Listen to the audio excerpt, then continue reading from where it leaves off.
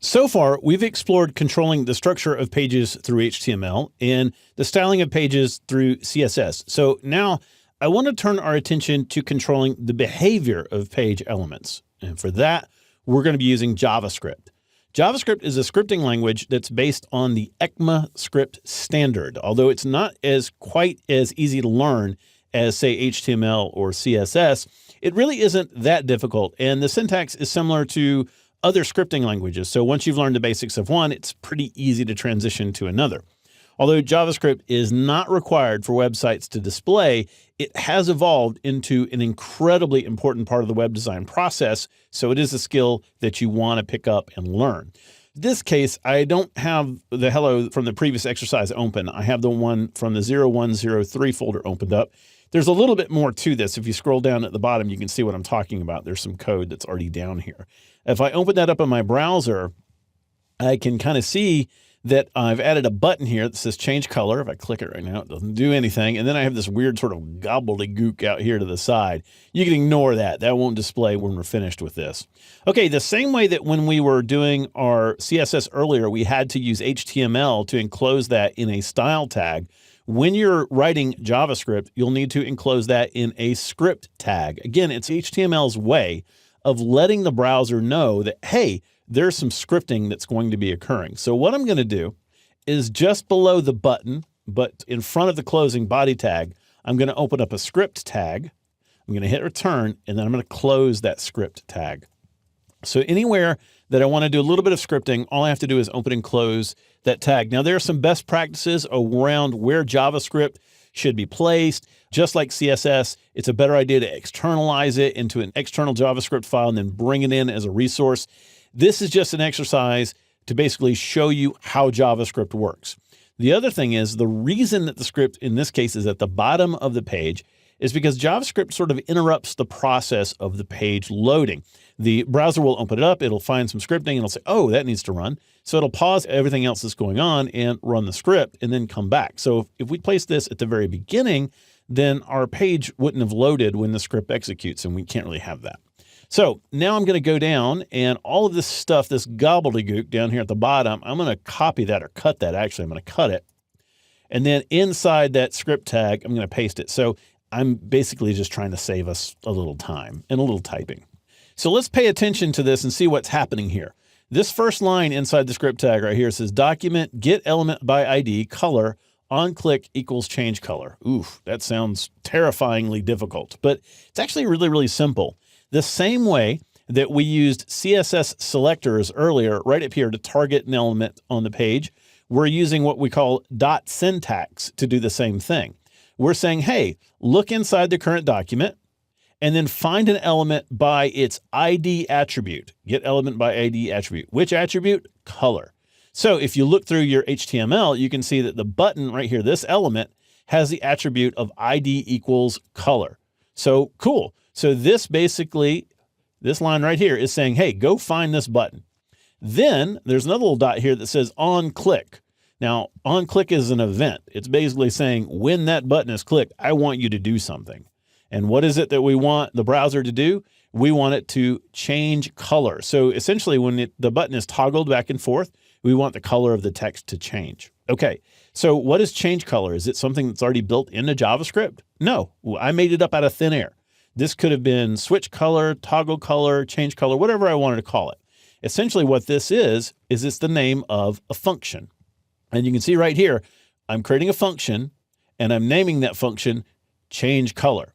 And just like CSS with these curly braces, functions also have little curly braces that indicate all of the code that should run when that function is being called.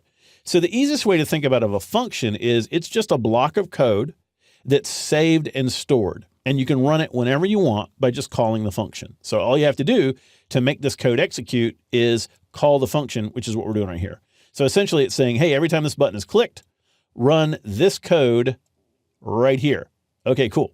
Now inside the code, I have a little if statement. Before we get to that, I need to set up a variable. So I'm going to go down below the line that says document, and I want you to type in var and then a space.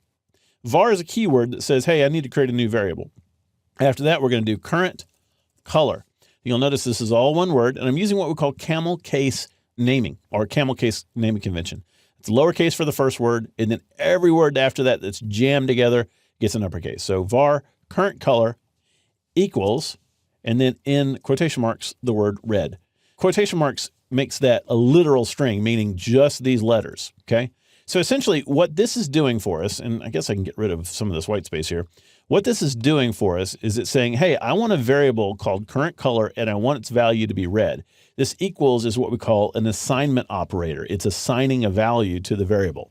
What's a variable? Well, I don't know. The easiest way for me to describe a variable is a pickle bucket. When I was a little kid, I used to go down to the stream behind my house and I had a pickle bucket. And every day I would find something in that stream and put it in the pickle bucket. Some days it was an unlucky frog. Other days it was like a crawfish. It may be a rock on a slow day, but it was something that I wanted to check out later. And so I would just store it in the pickle bucket, and the pickle bucket is like that. It's a variable. You can put anything you want to inside of it. In this case, the current color variable is red because that's the current color of our page. Okay, cool. All right, so now let's go down to our function and let's go ahead and complete our function. This looks, again, really complicated, but it's not. I have what's called an if-else statement, and this is a conditional statement, conditional logic that allows me to make smart applications. It allows me to write smart code that tells it to do something if a condition is true.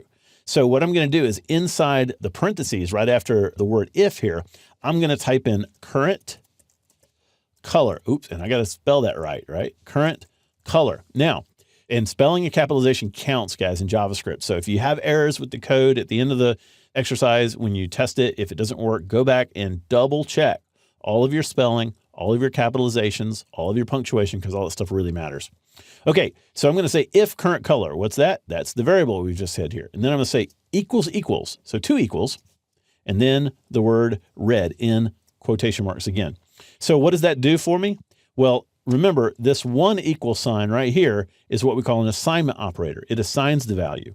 The double equals that I have right here checks. It checks the value. So it's saying if current color is equal to red. So if current color is red, let's do something. Now the do something is going to be inside these curly braces right here. Okay. So I'm going to hit return so that I have some space inside of there. And then I'm going to go ahead and type in, and if you want to tab over a little bit, you can. It's up to you. It's just however you'd like to format this. Okay. I'm going to say document dot body. Remember, that's targeting the element on the page, right? It's saying, hey, go inside the current document and find the body element. And then I'm going to have another dot, and here I'm going to say style. I want you to change the style of this so you can actually change the CSS through JavaScript. And then I'm going to say color. So it's going to say, which property do you want to change? I want to change color. And I'm going to make that equal to green. So I'm going to change the color to green if the current color is red. So basically it's saying, hey, if the current color is red, take the body and change that to green. Pretty easy, right? Now, since I want this to toggle back and forth, I need to update my variable. Remember, variables, just like my pickle bucket, can have anything inside them that I want. So in this case, I'm going to change that value and I'm going to say current color is now equal to green. And you'll notice that what I'm doing here is I'm using the assignment operator again. So equals, okay? So this is saying that, hey, if the current color is equal to red, if the current color is red, then find the body element, change its color to green, and then update my variable so that it's now green. And the next time it checks it, it'll say, oh no, it's not red. And that's where this comes in. This is the else.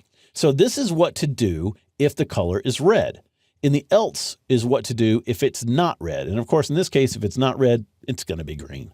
So I'm going to go down into the else statement, and in between its curly braces, and again, where you place this code really matters.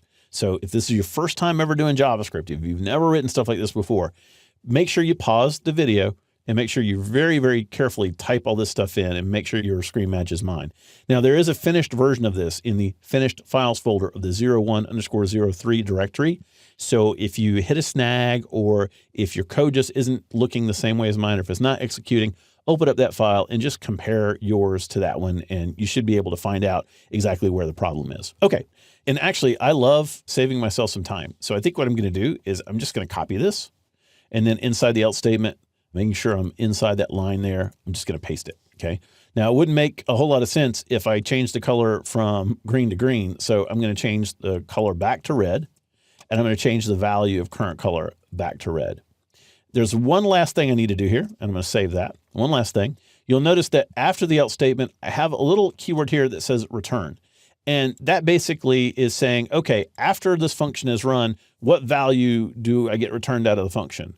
Functions don't have to have a value returned out of it. It's just, in this case, it's nice because we want to make sure that this variable current color equals red, that's maintained, that it updates basically. So I'm going to say return current color. So after it does one or the other, it's going to return that value so that that value is constantly kept track of. It'll either be red or it'll either be green. Okay. Fingers crossed, if we did this right, and I save this, if I go back to my browser and refresh it, first thing that we notice is that gibberish sort of has gotten off the page. That's good, because anything within the style tags isn't going to be rendered as HTML. It's going to be executed as JavaScript. And now I'm going to click Change Color. You'll notice that it toggles back and forth between green to red. Now, you may notice that it's changing only the paragraph and not the heading.